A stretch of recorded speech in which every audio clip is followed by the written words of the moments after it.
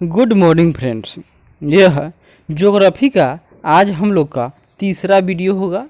हम लोगों ने टारगेट रखा है कि ज्योग्राफी को जितना जल्द से जल्द हो सके उसको समाप्त करेंगे, अतः आज हम इससे संबंधित ज्योग्राफी से संबंधित बहुत सारे वीडियो लोड करेंगे। तो आज हम लोग पहले क्या देखेंगे? पृथ्वी। यानी इससे पहले क्या देखे थे?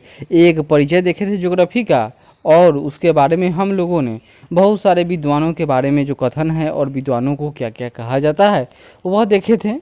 दूसरा वीडियो था वह मुख्य रूप से सौर मंडल पर आधारित था, और तीसरा यह है आपको यह पृथ्वी से संबंधित आपको इसमें तमाम फैक्ट्स मिल जाएंगे जो आने वाले कोई भी एग्ज़ाम हो उसमें इन सब से संबंधित अगर कोई क्वेश्चन आए तो गलत न होगा, इसकी गारंटी है। जैसे अब तो अक्टूबर में बहुत सारे एग्ज़ाम होने वाले हैं, अतः अब हम लोगों को अपना जो धार है पढ़ाई की वह बहुत तेज़ कर देनी चाहिए, क्योंकि मौका तो बार बार मिलता नहीं है। तो शुरू करते हैं।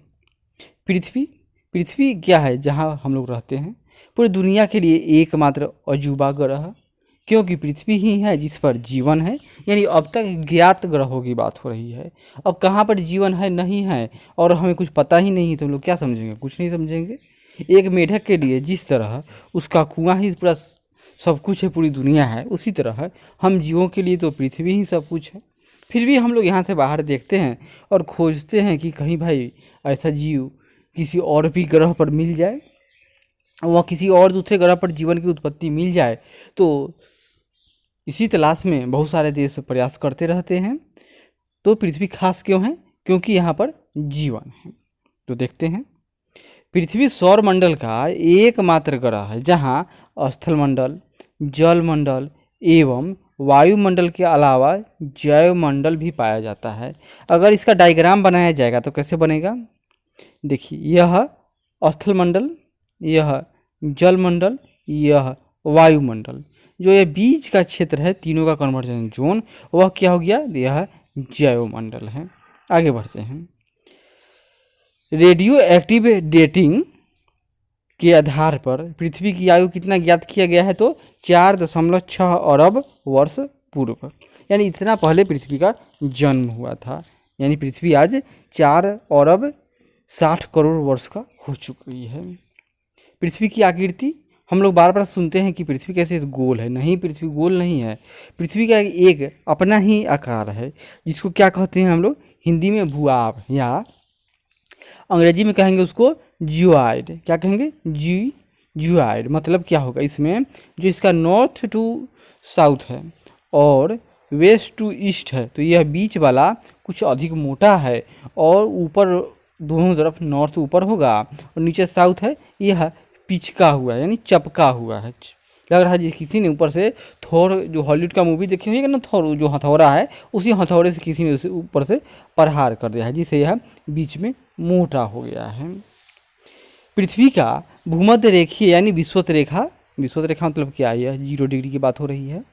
तो यहाँ का जो व्यास है वह 12,756 किलोमीटर यानी 7927 मील है, जबकि ध्रुवीय व्यास, यानी यह पृथ्वी है तो ध्रुवीय व्यास यह होगा नॉर्थ टू साउथ, तो यह 12,714 किलोमीटर यानी 7900 मील है। अब इतना बड़ा आकृति है, इसमें डिफरेंस कितना है?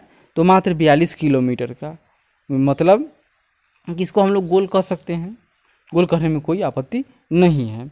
लेकिन एग्जाम में यही पूछ देगा तो गलत हो जाएगा कि हम लोग कह देंगे कि पृथ्वी वृत्त के जैसा है। नहीं, वृत्त के जैसा पृथ्वी नहीं है। पृथ्वी की एक अपनी खास आकृति है जो जियोइड है, या कहेंगे कि नारंगी जैसा है। अतः स्पष्ट है कि पृथ्वी पूर्णतः गोले की आकृति की नहीं है। इसकी आकृति नारंगी से मिलती जुलती है, जो ध्रुवों पर चपटी तथा भूमध्य रेखा पर थोड़ी उभरी है। पृथ्वी का अपना एक विशिष्ट आकार है जिसे जियोइड कहा जाता है। क्या? जियोइड। इसकी आकृति को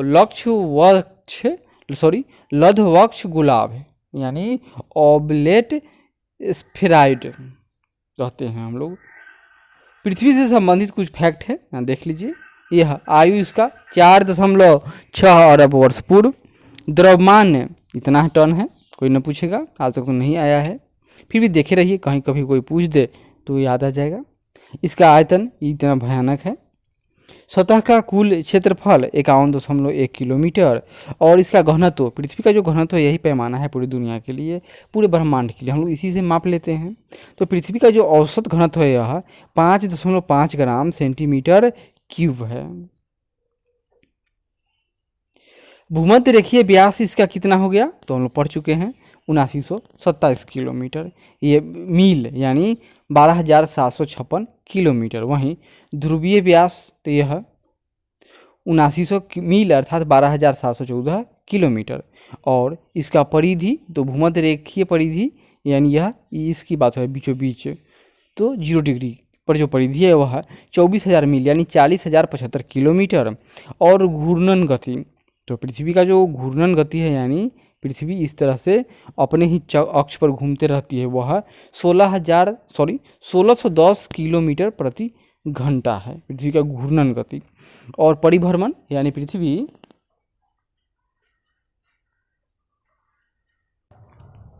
तो हम लोग घूर्णन गति, परिभ्रमण गति ये सब तो देख ही चुके हैं। अब नक्षत्र दिवस की अवधि और सौर दिवस, यह दोनों क्या है, यहाँ देखिए, नक्षत्र दिवस और सौर दिवस। यह एक्यूरेट टाइम है यानी 23 घंटा 56 मिनट 4 सेकेंड में पृथ्वी एक राउंड लगा लेती है, यानी एक दिन रात हो गया। लेकिन हम लोग इसको क्या मानते हैं, 24 घंटा मान लेते हैं, सिंपल। तो वही सौर दिवस है। तभी तो प्रत्येक चौथे वर्ष जो साल है उसमें दिन कितना हो जाता है, 366 दिन, और फरवरी में एक दिन बढ़ जाता है। किसके कारण, यही जो हम लोग जो यह गैप है इस गैप की पूर्ति के लिए। आगे बढ़ते हैं। सौर से न्यूनतम दूरी और अधिकतम दूरी, यह बीच में सूरज हो गया, पृथ्वी कभी यहाँ पर रहेगी तो कभी इस क्षेत्र में। तो पृथ्वी जो सबसे नज़दीक है तो उस समय जो दूरी कितना होगा, 14 करोड़ 70 लाख है, और सबसे अधिकतम दूरी तो 15 करोड़ 20 लाख किलोमीटर, यानी लगभग 50 किलोमीटर का डिफरेंस होता है। और जब नज़दीक होता है उसको क्या कहते हैं, एपीहेलियन, सॉरी दूर होता है इसका नाम है एपीहेलियन, और नज़दीक होता है इसको कहते हैं पेरीहेलियन। क्लियर है। और बार बार क्वेश्चन कभी कभी पूछ देता है कि सूरज और पृथ्वी नज़दीक कब होते हैं, जब उत्तरी ध्रुव पर गर्मी हो, यानी जून जुलाई के समय में सूरज पृथ्वी से सबसे दूर होगा। और नज़दीक कब होगा, जब उत्तरी गोलार्ध में ठंडा, यानी दिसंबर की बात। तो दिसंबर के समय सूरज सबसे नज़दीक स्थिति में होता है। यही हाल है कि उत्तर ध्रुव के लोगों को कम ठंड और कम गर्मी का अनुभव होता है, जबकि इसकी अपेक्षा दक्षिणी ध्रुव में चरम स्थिति होती है। जैसे ऑस्ट्रेलिया में गर्मी भी अत्यधिक पड़ेगी और जाड़े के दिन में जाड़ा भी अत्यधिक होगा। सर्वाधिक गहरा गर्त पृथ्वी पे कहाँ है, ट्रेंच, तो मेरियाना ट्रेंच, जिसकी गहराई 11,003 मतलब 11 किलोमीटर से अधिक है। और मृत सागर सबसे नीचा स्थल खंड, वह 377 मीटर गहरा खंड है। यह सब तो हम लोग जान चुके हैं। आगे बढ़ते हैं। पृथ्वी की गति 2 प्रकार की होती है, एक का क्या नाम है, घूर्णन गति, दूसरा परिक्रमण गति। घूर्णन यानी परिभ्रमण गति और परिक्रमण गति यानी रिवोल्यूशन। घूर्णन मतलब यह बीच में पृथ्वी है और यह सूरज है, यह आपका पृथ्वी है। अगर पृथ्वी, ये लट्टू कल्पना कीजिए, लट्टू जो हम लोग फेंकते हैं तो क्या होगा, वह नाचते भी रहता है और थोड़ा सा मूवमेंट भी होता है। तो अगर एक जगह खड़ा होकर कोई ऑब्जेक्ट नाच रहा है, घूर्णन कर रहा है, गोल गोल नाच रहा है, उसको क्या कहेंगे, घूर्णन। तो पृथ्वी उसी लट्टू की तरह एक अपनी नाच भी रही है और साथ में सूर्य का परिक्रमा भी लगा रही है। जब वह सूर्य का परिक्रमा लगाएगी तो उसको कहेंगे परिक्रमण गति, और जो अपने अक्ष पर नाच रही है उसको कहेंगे हम लोग घूर्णन या परिभ्रमण गति यानी रोटेशन। घूर्णन या परिभ्रमण गति, तो यह पृथ्वी अपने अक्ष पर पश्चिम से पूर्व दिशा में 23 घंटे 56 मिनट 4 सेकंड में एक चक्र पूरा लगा लेती है। इसे पृथ्वी की घूर्णन कहा जाता है। इसे परिभ्रमण या दैनिक गति भी कहते हैं, क्योंकि इसी के कारण पृथ्वी पर दिन और रात की घटनाएं होती हैं। इसके कारण दिन एवं रात की घटनाएं होती हैं। परिक्रमण गति पृथ्वी को सूर्य की परिक्रमा अर्थात अपनी कक्षा का चक्कर लगाने में 365 दिन 5 घंटा 48 मिनट 48 सेकंड का समय लगता है। अपने परिक्रमण पथ में पृथ्वी सूर्य के चारों ओर 29.8 किलोमीटर प्रति सेकंड के वेग से चक्कर लगाती है। पृथ्वी की इस गति को परिक्रमण या वार्षिक गति कहते हैं। इस गति के कारण ही ऋतु परिवर्तन की घटनाएं होती है। पृथ्वी का अक्षीय झुकाव, यानी पृथ्वी जो है यह तो एक गेंद जैसा है, लेकिन यह इस तरह से सीधे 90 डिग्री पर खड़ा नहीं है, यह कुछ झुका हुआ है। कितना झुका हुआ है, तो ये ऐसे है, यानी कि यह कुछ कोण बनाता है अक्ष से। तो यह देखिए, पृथ्वी जिस अक्ष या धुरी पर घूमती है, यह उसका धुरी है, के साथ 66.5 डिग्री का कोण बनाती है। यानी पृथ्वी इस तल पर लंबवत 23.5 डिग्री, यह 23.5 डिग्री झुकी हुई है। और इसके कारण क्या होगा, इसके कारण दिन और रात की लंबाई में अंतर उत्पन्न होगा, मौसम में परिवर्तन हो जाती है, वर्ष के विभिन्न समयों में परिवर्तन आता है। ऐसा कैसे होगा, यह सूर्य है, यहाँ पर पृथ्वी का एक दिन, यहाँ पर मान लेते हैं, यहाँ पर और यहाँ पर 4 घटनाएं हैं। अब चारों पर अगर पृथ्वी एकदम खड़ी रहता, एकदम सीधा एकदम 90 डिग्री पर, तो इस तरह से होता, तो सब जगह धूप बराबर। लेकिन पृथ्वी तो थोड़ा सा इस तरह से टिल्टेड है, जिस कारण भिन्न भिन्न डायरेक्शन में जाएगा, तो भिन्न भिन्न समय पर जो सूर्य की रोशनी है वो अलग अलग स्थान पर पड़ेगा। पृथ्वी से सूर्य की दूरी, पृथ्वी दीर्घवृत्ताकार अर्थात अंडाकार पथ पर सूर्य की परिक्रमा करती है, जिसके कारण सूर्य से इसकी दूरी बदलती रहती है। पृथ्वी और सूर्य के मध्य दूरी को दो स्थितियाँ होती हैं। क्या होगा, एक होगा अपसौर यानी एपीहेलियन, जब पृथ्वी और सूर्य के बीच अधिकतम दूरी पाई जाती है, तो उसे हम लोग अपसौर कहेंगे। अपसौर यानी सन एंड अर्थ के बीच में अधिकतम दूरी। इस समय सन एंड अर्थ के बीच की दूरी 15.21 करोड़ किलोमीटर की दूरी होगी। इस समय सूर्यातप यानी आइसोलेशन अपेक्षाकृत कम होगा, और यह स्थिति कब आएगी, तो 4 जुलाई की घटना है। और उपसौर या सूर्यनीच या पेरिहेलियन, एपीहेलियन दूर, पेरिहेलियन मतलब पास, जब पृथ्वी और सूर्य के मध्य न्यूनतम दूरी होती है, उसे उपसौर की स्थिति या सूर्यनीच कहते हैं। इस समय सूर्य और पृथ्वी के बीच की दूरी 14.7 करोड़ किलोमीटर होती है, और यह स्थिति 3 जनवरी को होती है। उत्तरी ध्रुव यानी नॉर्थ पोल के नार्वे को अर्धरात्रि का देश कहते हैं, क्योंकि वहाँ पर सूर्य अर्धरात्रि में दिखाई देता है। दिन रात की अवधि, तो वर्ष के 21 मार्च से 23 सितंबर की अवधि में उत्तरी गोलार्ध में सूर्य का प्रकाश 12 घंटे से अधिक तक रहता है। क्यों, क्योंकि हम लोग जानते हैं कि पृथ्वी क्या है, तो वह अपने अक्ष पर टिल्टेड झुका हुआ है। यह नॉर्थ है और साउथ है। अब यहाँ पर अगर सन होगा तो क्या होगा, सन का प्रकाश उत्तरी ध्रुव पर, यह उत्तरी ध्रुव है तो यहाँ पर अधिक क्षेत्र में जाएगा, और ये दक्षिणी ध्रुव यह छूट जाएगा। तो यहाँ पर 12 घंटे से अधिक समय तक रहता है, जिससे दिन बड़े एवं रातें छोटी होती हैं। उत्तरी ध्रुव पर दिन की अवधि 6 महीने की होती है। कब की बात हो रही है, तो 21 मार्च से 23 सितंबर तक। वर्ष के 23 सितंबर से 21 मार्च की अवधि में सूर्य का प्रकाश दक्षिणी गोलार्ध में 12 घंटे या उससे अधिक समय तक रहेगा। अब यह हम लोग सन बनाएंगे, और यह पृथ्वी है। अब यह यहाँ पे तो पृथ्वी इस तरह से टिल्टेड है, तो अब नॉर्थ इधर हो गया, साउथ इधर है, किधर साउथ इधर। अब सूर्य का जब प्रकाश पड़ेगा तो क्या होगा, दक्षिणी ध्रुव पर जाएगा, क्योंकि 90 डिग्री तो यही है, लेकिन इसमें नॉर्थ पोल पर अब अंधियारा रहेगा, जिससे दक्षिणी ध्रुव पर दिन की अवधि 6 महीने की होती है। आगे देखिए, सूर्य ग्रहण यानी सोलर इक्लिप्स, जब पृथ्वी द्वारा सूर्य की तथा चंद्रमा द्वारा पृथ्वी की परिक्रमा के फलस्वरूप सूर्य, चंद्रमा तथा पृथ्वी क्रमशः एक सीध में ही आ जाते हैं। मतलब यह सूर्य है, यह पृथ्वी है, इसके बीच में चंद्रमा आ गया। अब क्या होगा, लाइट पृथ्वी पर न जा पाएगी, जिस क्षेत्र में नहीं जाएगा वहाँ के लोग कहेंगे कि देखो सूर्य ग्रहण हो गया। फलस्वरूप सन, मून एंड अर्थ क्रमशः एक सीधी रेखा में आ जाते हैं, तो सूर्य ग्रहण होता है।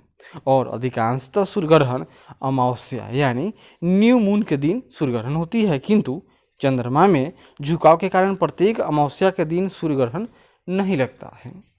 जब सूर्य का एक भाग छिप जाता है तो उसे हम लोग आंशिक कहेंगे, और जब पूरा सूर्य छिप जाए तो उसको क्या कहेंगे, पूर्ण सूर्य ग्रहण। यही देखिए, इसी तरह यह आपका सन है, यह चंद्रमा है, और यह पृथ्वी है, जिस पर यह सन सूर्य से आने वाली जो किरणें हैं उसका छाया सूर्य किरणें नहीं पड़ पाएंगी तो क्या होगा, पृथ्वी पर अंधेरा हो जाएगा। जब अंधेरा हो जाएगा तो क्या होगा, यह सूर्य ग्रहण है, चंद्र ग्रहण। इसी चंद्र ग्रहण में क्या होगा, यह सूर्य है, यह चंद्रमा है, और बीच में इसमें पृथ्वी आ जाएगी, जिससे क्या होगा, पृथ्वी से जाने वाला प्रकाश यानी चंद्रमा पर नहीं जा पाएगा उस दिन। और जब न जाएगा तो क्या होगा, चंद्रमा पर अंधेरा हो गया, तो वह चंद्र ग्रहण की स्थिति है।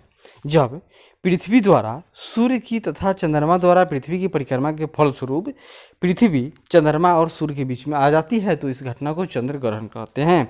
अधिकांशतः चंद्र ग्रहण पूर्णिमा के दिन यानी फुल मून के दिन रात्रि में होता है, परंतु प्रत्येक पूर्णिमा को चंद्र ग्रहण नहीं होगा, क्योंकि चंद्रमा पृथ्वी और सूर्य की तुलना में प्रत्येक पूर्णिमा को उस स्थिति में नहीं होती है। सूर्य ग्रहण के समान चंद्र ग्रहण भी आंशिक अथवा पूर्ण हो सकता है। यहाँ देखिए सन है, यहाँ पर पृथ्वी है और बीच में चंद्रमा आ गया, यह चंद्र ग्रहण है। अयनात या संक्रांति मतलब 16 सीट, मतलब क्या होगा, सूर्य की अयन रेखी यानी कर्क तथा मकर रेखा स्थिति को ही अयनात कहते हैं। अयनात मतलब क्या, हम लोग जानते हैं कि पृथ्वी पर 6 महीने सूरज उत्तरी गोलार्ध में और 6 महीने सूरज दक्षिणी गोलार्ध में रहती है, सूरज रहता है, तो इसी को अयनात कहेंगे। देखिए यह ग्रीष्म अयनात या कर्क संक्रांति, मतलब जब उत्तरी गोलार्ध में गर्मी हो तो उसको ग्रीष्म अयनात कहेंगे, जब उत्तरी गोलार्ध में सर्दी हो तो उसको शीत अयनात कहेंगे। सिर्फ और सिर्फ यह उत्तरी गोलार्ध से ही निर्धारित होता है। हम लोग जानते हैं, यहाँ देखिए यह कर्क रेखा कहाँ है, तो यह 0 डिग्री है, इसके उत्तर में 23.5 डिग्री यह कर्क रेखा है और इसके दक्षिण में 23.5 डिग्री मकर रेखा है। आगे देखते हैं, पृथ्वी पर 21 जून को सूर्य कर्क रेखा पर लंबवत चमकता है। एक कब बात है, तो ये घटना है 21 जून की, जिससे उत्तरी गोलार्ध में सूर्य की सबसे अधिक ऊंचाई होती है और यहाँ दिन बड़े और रातें छोटी होती है, इसलिए उत्तरी गोलार्ध में ग्रीष्म ऋतु होती है। इस स्थिति को ही कर्क संक्रांति कहते हैं।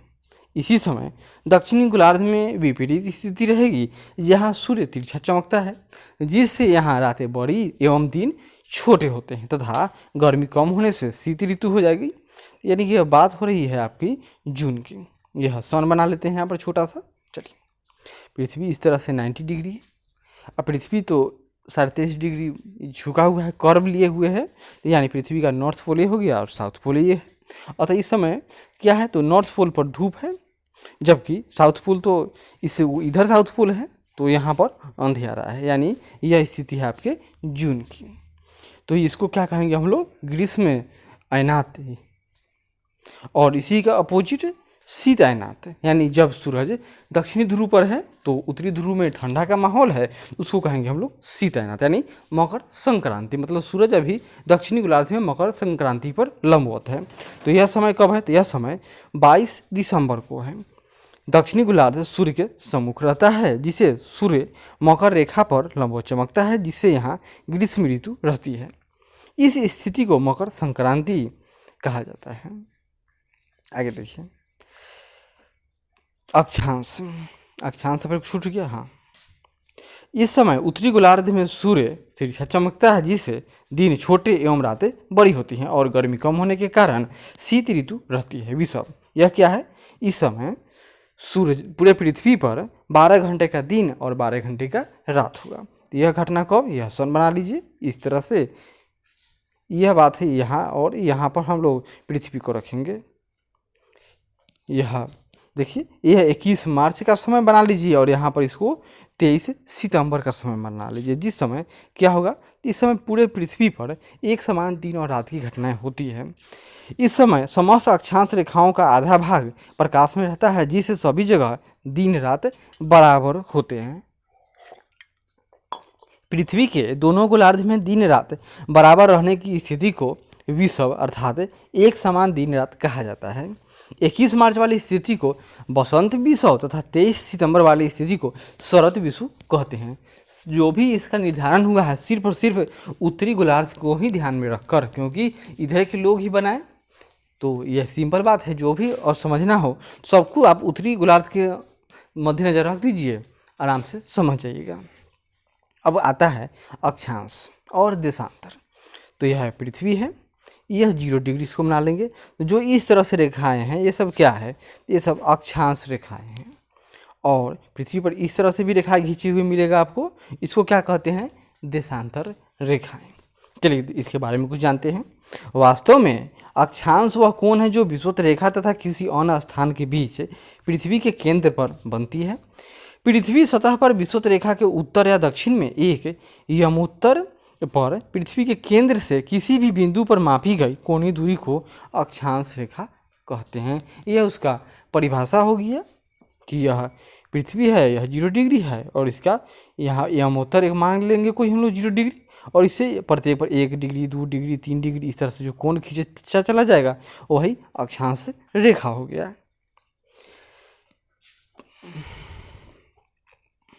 इसे अंशों, मिनटों एवं सेकेंडों में दर्शाया जाता है।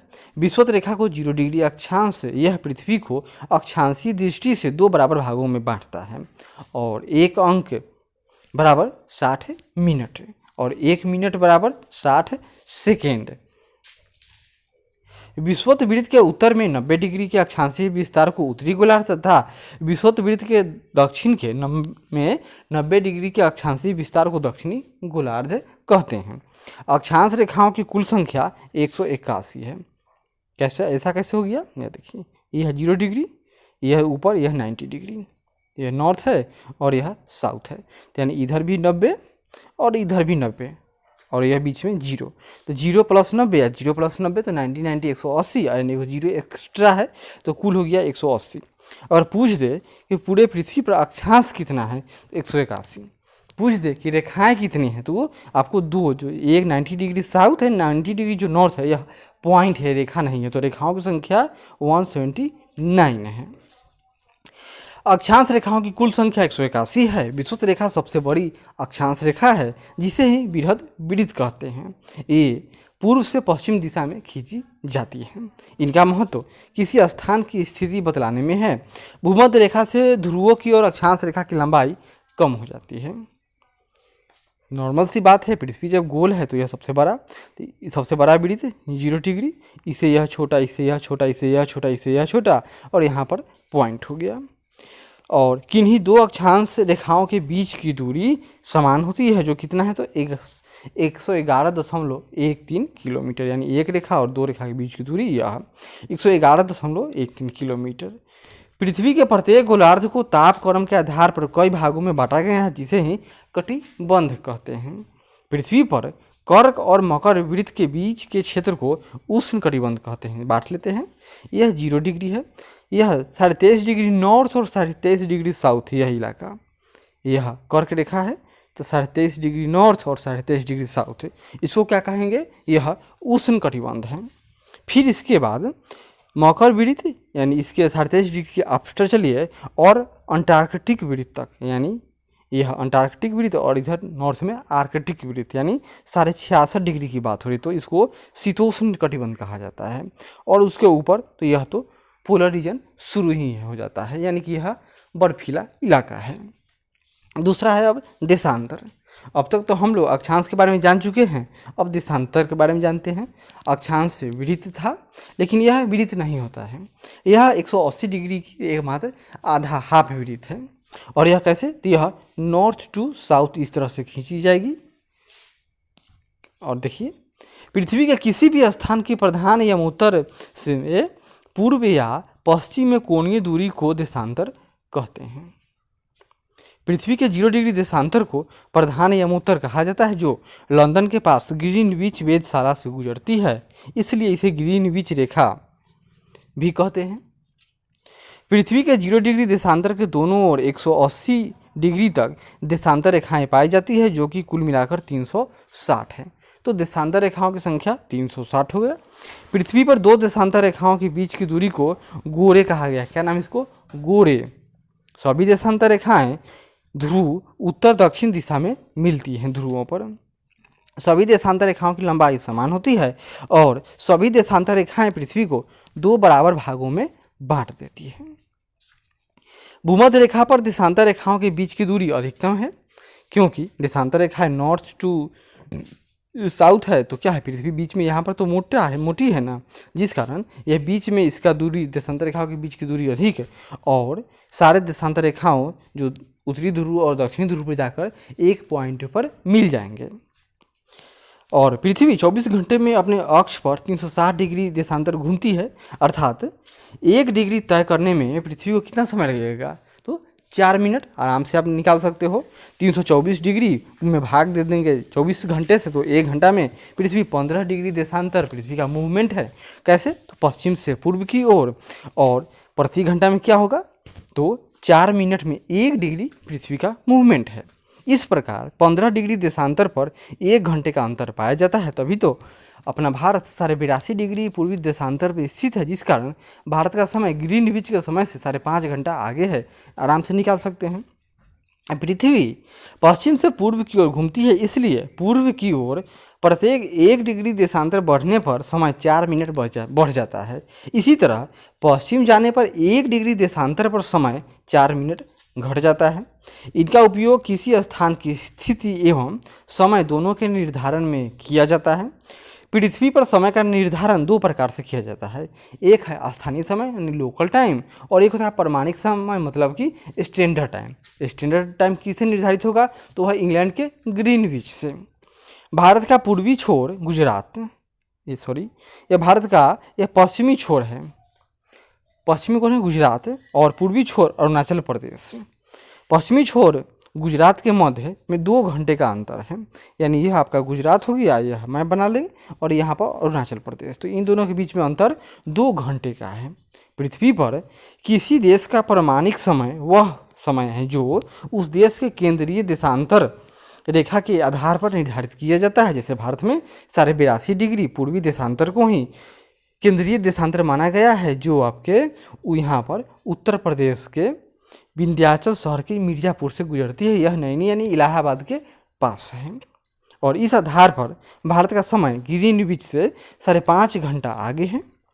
पृथ्वी पर विश्व को 24 टाइम जोन में विभाजित किया गया है। यह विभाजन ग्रीनविच मीन टाइम एवं मानक समय में 1 घंटा अर्थात 15 डिग्री देशांतर के अंतराल पर है। आगे देखिए, ग्रीनविच यमोत्तर 0 डिग्री देशांतर पर है, जो कि ग्रीनलैंड एवं नॉर्वेजियन सागर तथा ब्रिटेन, फ्रांस, स्पेन, अल्जीरिया, माले, बुर्किना फासो, घाना तथा दक्षिण अटलांटिक महासागर से होकर गुजरता है। जिस देश का क्षेत्रफल अधिक है वहाँ एक से अधिक समय यानी टाइम जोन की आवश्यकता होती है, जैसे कि संयुक्त राज्य अमेरिका। और आगे बढ़ते हैं, रूस, फ्रांस, तो सबसे अधिक पूरी दुनिया में अगर टाइम जोन है तो वह फ्रांस का है। किसका है? फ्रांस का है। क्यों? क्योंकि उसका टेरिटरी बहुत सारे द्वीप हैं उसके पास से, और वो द्वीप कोई एक यूरोप में ही विस्तृत नहीं है, वे एशिया, प्रशांत महासागर यानी इंडियन ओशियन, अटलांटिक ओशियन, प्रशांत महासागर सब जगह हैं। और रूस को 11 टाइम जोन में बांटा गया है, जबकि यूएसए को 7 टाइम जोन में। 180 पूर्वी तथा 180 पश्चिमी देशांतर एक ही रेखा पर है, जिसे अंतर्राष्ट्रीय तिथि रेखा कहा जाता है। और वह है कहाँ? तो वह यह आपका उत्तर अमेरिका हो गया, और यह बेरिंग जलटब्रू मध्य और रसिया का क्षेत्र है, यानी कि यह प्रशांत महासागर है। तो इसी के बीच से यह 180 डिग्री का देशांतर रेखा, जो पश्चिमी भी कहिए या उसको पूर्वी भी कहिए, दोनों एक ही हैं, को खींचा गया है। लेकिन यह सीधा नहीं है, यह जिग चेक मोड में है। ऐसा क्यों है? क्योंकि जो पड़ने वाले कुछ टापू हैं, कुछ क्षेत्र हैं, उन सब के लिए अलग कर दिया गया है, ताकि किसी भी एक क्षेत्र पर 2 दिन न हो जाए। इसे अमेरिका के वाशिंगटन में 1884 ईस्वी में संपन्न इंटरनेशनल मेरिडियन कॉन्फ्रेंस में 180वें यमोत्तर को अंतर्राष्ट्रीय तिथि रेखा निर्धारित किया गया था। यदि कोई व्यक्ति अंतर्राष्ट्रीय तिथि रेखा को पश्चिम से, यह वेस्ट है, ईस्ट है, अगर कोई पश्चिम से पूर्व की ओर पार करता है तो 1 दिन बढ़ जाएगा, यानी उसकी ज़िंदगी से 1 दिन चला गया। और जब पूर्व से पश्चिम की ओर आएगा तो 1 दिन कम हो जाएगा। यह रेखा आर्कटिक सागर, बेरिंग स्ट्रेट एवं प्रशांत महासागर से होकर गुजरती है।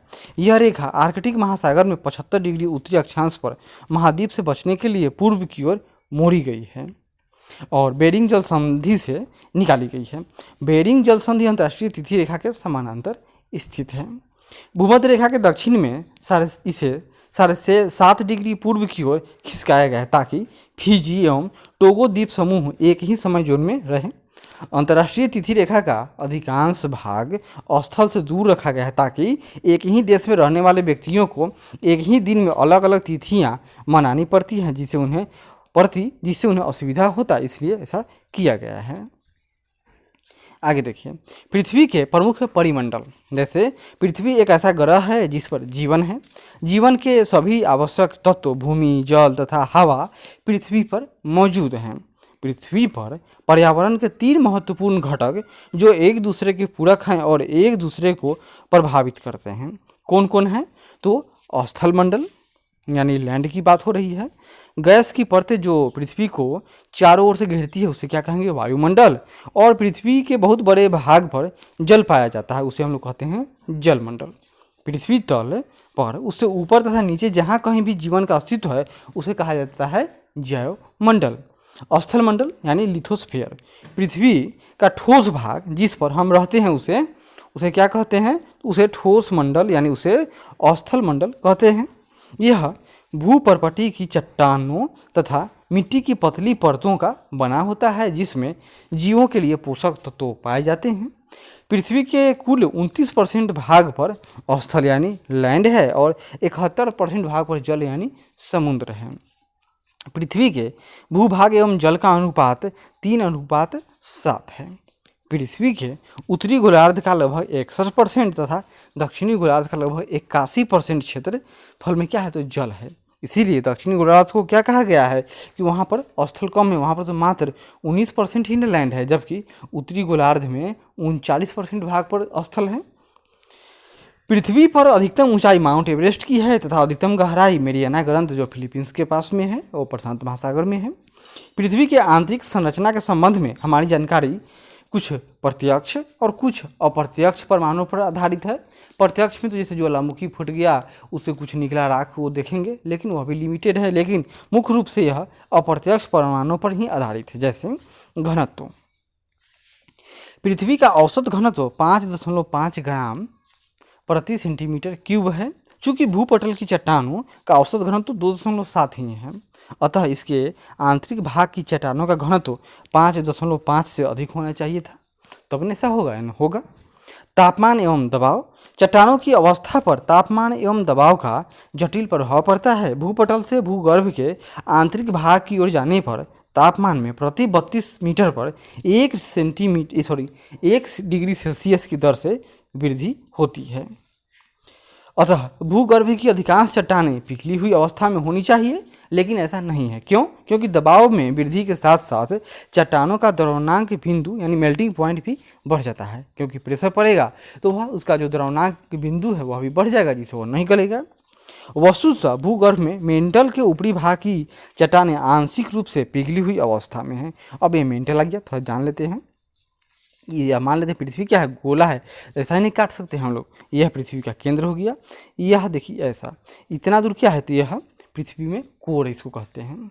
फिर यह ऊपर का भाग यह मेंटल है और ऊपर में यह पपड़ी है पृथ्वी का, यह परपटी है जिसमें यह थोड़ा सा लैंड है और बाकी ये सब समुद्र का इलाका है। और यह मेंटल है और यह आपका कोर है। तो जो कोर है यह ठोस है, जो मेंटल है मेंटल में ऊपरी मेंटल यह सब कुछ द्रवित अवस्था में है। तो देखिए वस्तुतः भूगर्भ में मेंटल के ऊपरी भाग की चट्टानें आंशिक रूप से पिघली हुई अवस्था में है। क्या है? पिघली हुई आंशिक रूप से, यानी पूरा लिक्विड न है।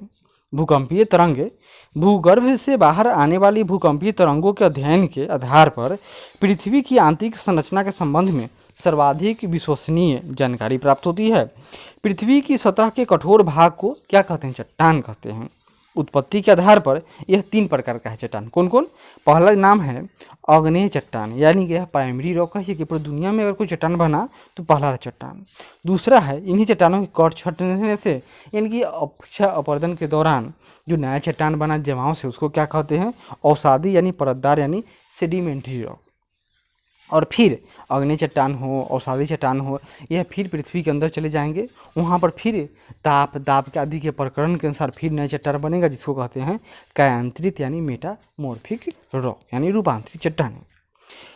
अग्नि चट्टान यानी इग्नियस रॉक, तो यह क्या है? यह मैग्मा या लावा के जमने से बनती है, जैसे ग्रेनाइट, बेसाल्ट, पैगमाइट, डायोराइट, ग्रेबो, dolerite, obsidian, andesite, peridotite, felsite, pitchstone, pumice, perlite आदि। याद कर लीजिए, ये सब क्या है? ये सब इग्नियस रॉक के उदाहरण हैं।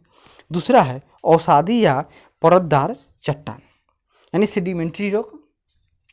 तो प्रकृति के कारकों द्वारा निर्मित छोटी छोटी चट्टानी रासायनिक प्रतिक्रिया या अन्य कारणों के द्वारा परत जैसी ठोस रूप में निर्मित हो जाती हैं, जिसे अवसादी चट्टान कहते हैं। यानी कि यह अपक्षय अपरदन जो तमाम प्रक्रिया है पृथ्वी पर, उन सब के द्वारा इसका निर्माण होता है। और कोई पहले प्राचीन चट्टान है, यह मौसम के मार समय के अनुसार तापमान के कारण इसका अपरदन हो गया और कहीं जाकर यह जमा हो गया। जब जमा हो गया तो इसको परत के ऊपर इस तरह से जमा होते होते यह चट्टान का रूप ले लिया, तो वही अवसादी चट्टान। जैसे बलुआ पत्थर, चूना पत्थर, सेल, कांग्लोमेरेट, नमक की चट्टान एवं डोलोमाइट। और कायांतरित या रूपांतरित या परिवर्तित चट्टान, तो नाम से ही स्पष्ट है, जैसे मेटामॉर्फिक रॉक, यानी इसका नाम होगा जैसे ताप दाब एवं रासायनिक क्रियाओं के कारण अग्नेय एवं अवसादी चट्टानों से कायांतरित चट्टान का निर्माण होता है, जैसे नीस, साइनाइट नीस, सर्पेंटाइन, सिस्ट, ग्रेफाइट, क्वार्टजाइट, संगमरमर, एंथ्रेसाइट, कोयला आदि।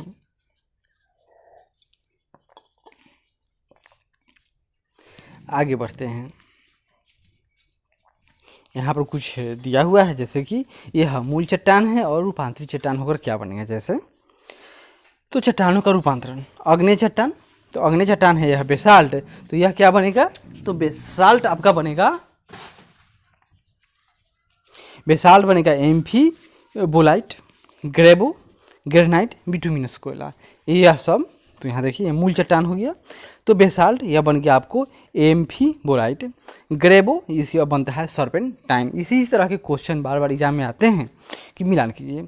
ग्रेनाइट यह बनेगा नीस, बिटुमिनस कोयला यह बनता है ग्रेफाइट। आगे देखिए, फिर अवसादी चट्टान, जैसे बलुआ पत्थर, चूना पत्थर, सेल, लिग्नाइट। तो बलुआ पत्थर यह क्या बनता है? क्वार्टजाइट। चूना पत्थर यह बनेगा संगमरमर, सेल बनता है स्लेट, और लिग्नाइट कोयला है तो यह रूपांतरित होकर एंथ्रेसाइट कोयला बनता है। और तीसरा है रूपांतरित चट्टान, यह भी रूपांतरित हो जाता है, जैसे स्लेट, तो स्लेट का रूपांतरण फाइलाइट में, सिस्ट का रूपांतरण भी फाइलाइट में होता है। आगे बढ़ते हैं, भूपर्पटी का संगठन। तो भूपर्पटी पर सबसे अधिक मात्रा में कोई तत्व है तो वह है ऑक्सीजन 46.8%। उसके बाद दूसरे नंबर पर सिलिकॉन का नंबर आता है 27.7%। फिर एल्युमिनियम, लोहा, कैल्शियम, सोडियम, पोटेशियम, मैग्नीशियम इत्यादि, ये सब याद कर लीजिए। और पृथ्वी का संगठन, यह तो भूपर्पटी की बात थी, और पृथ्वी का यानी टोटल जो पृथ्वी है इसमें क्या क्या है, तो सबसे अधिक मात्रा में लोहा 35%, दूसरे नंबर पर ऑक्सीजन 30%, सिलिकॉन, मैग्नीशियम, निकेल और सल्फर। IUCN ने पृथ्वी की औसत मोटाई 30 किलोमीटर मानी है। यद्यपि अन्य स्रोतों के अनुसार यह भूपर्पटी की बात हो रही है, यानी जो पृथ्वी का जो सबसे ऊपरी परत है उसका बात है, यह 30 किलोमीटर, जबकि अन्य स्रोतों के अनुसार क्रस्ट की मोटाई 100 किलोमीटर तक बताई जाती है। भूपटल यानी अर्थ क्रस्ट, तो यह पृथ्वी का सबसे बाहरी परत है। इसकी औसत मोटाई 33 किलोमीटर है, परंतु महाद्वीपीय भाग में यह 40 किलोमीटर तथा महासागरीय भाग में 10 किलोमीटर मोटी है। इसे पुनः दो परतों में विभाजित किया जाता है। ऊपरी विच्छिन्न परत को ग्रेनाइट चट्टानों द्वारा निर्मित एवं महाद्वीपीय भागों को में उसको क्या कहा जाएगा? एवं महाद्वीपीय भागों में पाई जाती है। यानी ऊपरी विच्छिन्न परत ग्रेनाइट चट्टानों द्वारा निर्मित है, और जबकि महाद्वीपीय भाग है यह, और महासागर वाला तो वह बैसाल्ट होगा। इसको क्या कहा गया है, यहाँ देखिए, सिलिका एवं एल्युमिनियम की अधिकता के कारण इसे सियाल कहा गया है, किसको, महाद्वीपीय भाग को, और इसमें मिलने वाला चट्टान उसका नाम है ग्रेनाइट। वही महासागर में, तो महासागर में मिलने वाले चट्टान, तो यहाँ देखिए इसका निर्माण बैसाल्ट चट्टानों से हुआ, किसका, महासागर के तली का निर्माण। और आधुनिक परिकल्पना के अनुसार भूकंपीय लहरों के व्यवहार के आधार पर पृथ्वी को भी 3 स्तर में बांटा गया है, और जो महासागरीय भाग है उसको क्या कहेंगे, उसको कहेंगे सीमा, यानी सिलिकॉन और मैग्नीशियम की अधिकता है। तो स्थल मंडल सियाल और समुद्र का जो तल है उसको कहेंगे सीमा। यहाँ देखिए यह पृथ्वी है, तो यह पृथ्वी का यह केंद्र हो गया।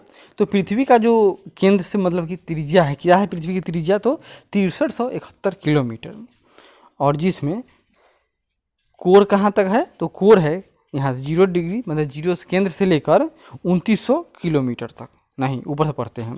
क्रस्ट, यह क्रस्ट है, यह 30 किलोमीटर मोटाई में है। फिर मेंटल को 2 भागों में बांटा जाता है, ऊपरी मेंटल और निचला मेंटल।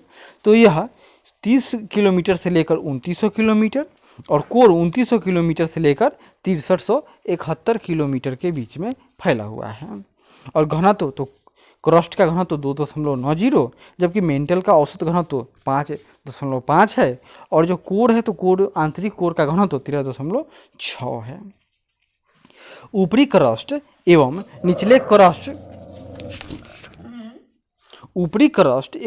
निचले क्रस्ट के बीच के सीमा क्षेत्र को क्या कहते हैं, यहाँ देखिए यह क्रस्ट है, इसको भी 2 भागों में बांट दिया। तो ऊपरी क्रस्ट और निचले क्रस्ट, इसके बीच के क्षेत्र को क्या कहेंगे, उसको कहते हैं कोरनाड असभ्यता। क्या नाम है, कोरनाड डिसकंटिन्यूटी। यह ऊपरी क्रस्ट एवं निचले क्रस्ट के बीच का क्षेत्र है। फिर आता है मेंटल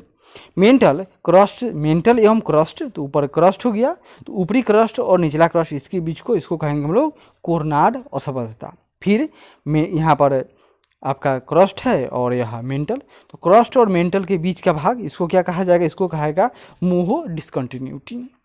और मोहो असभ्यता की पेटी 30 से 35 किलोमीटर की गहराई पर स्थित है, जहां भूकंपीय तरंगों की गति अचानक 6.9 किलोमीटर प्रति सेकंड से बढ़कर 7.9 किलोमीटर प्रति सेकंड हो जाती है।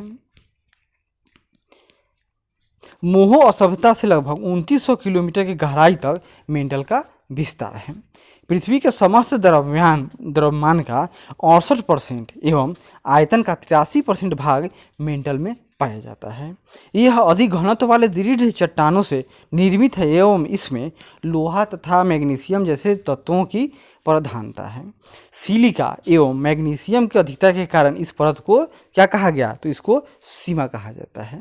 अब ऊपरी मेंटल तथा निचले मेंटल के बीच जो सबसे पहले क्या देखे थे, यह पृथ्वी है, यह क्रस्ट, ऊपरी क्रस्ट और निचले क्रस्ट इसको बीचों बीच बांट दीजिए, इसका नाम है कोरनाड डिसकंटिन्यूटी।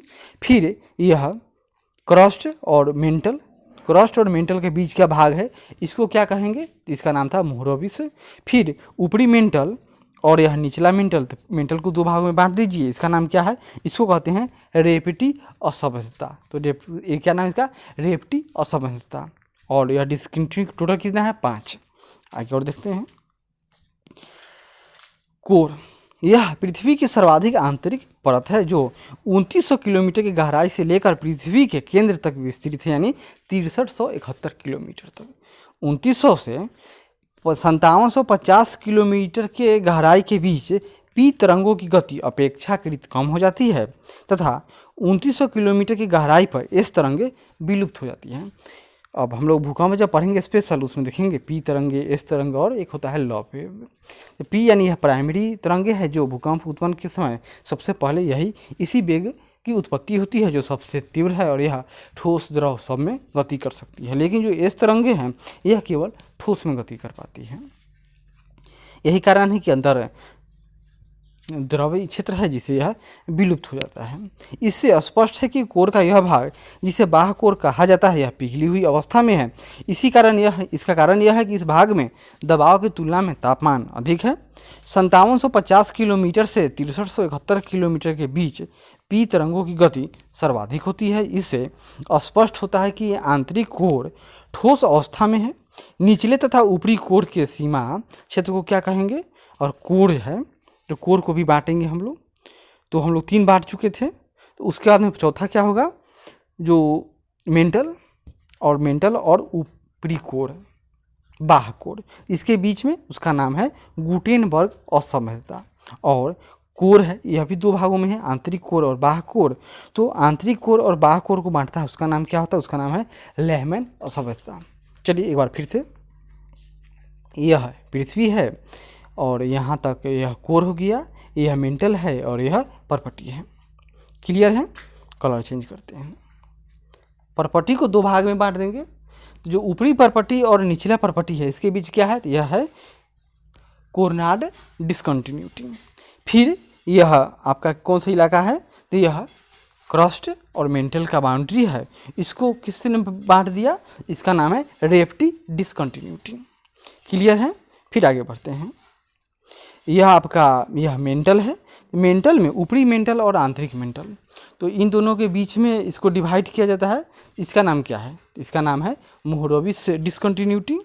और फिर यहाँ आते हैं, यह मेंटल और क्रस्ट, तो कोर भी 2 भाग में है।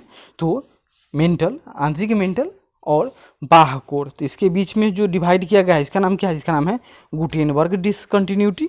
और यह मेंटल और कोर, मेंटल माने आंतरिक मेंटल और बाह्य कोर, इसके बीच गुटेनबर्ग, उसका नाम क्या होता है, तो वह है गुटेनबर्ग असममितता। और बाह्य कोर, यह बाह्य कोर एवं आंतरिक कोर, इसके मन लेह डिस्कंटिन्यूटी। यानी सबसे पहले crust, upper crust and lower crust के मध्य, तो उसका नाम होगा कोरनाड डिस्कंटिन्यूटी। फिर उसका दूसरे नंबर पर आएंगे हम लोग, तो उसका नाम क्या हो जाएगा, तो उसका नाम है देख लीजिए ना,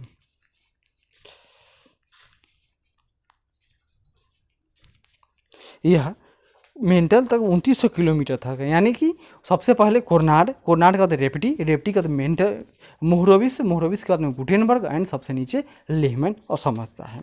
आगे बढ़ते हैं। कोर को बेरिस्फीयर कहते हैं। कोर को क्या कहा गया है, तो कोर को बेरिस्फीयर के नाम से जाना जाता है। क्या, बेरिस्फीयर। निकेल तथा लोहा जैसे भारी तत्वों से निर्मित होने के कारण ही इसे नीफे कहा जाता है। पृथ्वी के कुल आयतन का 16% एवं द्रव्यमान का 32% भाग कोर में व्याप्त है। इसके बाद हम लोग भूकंप के बारे में जानेंगे। तो यह वीडियो बड़ा हो रहा है, इसलिए इसको दूसरे वीडियो में, तब तक धन्यवाद।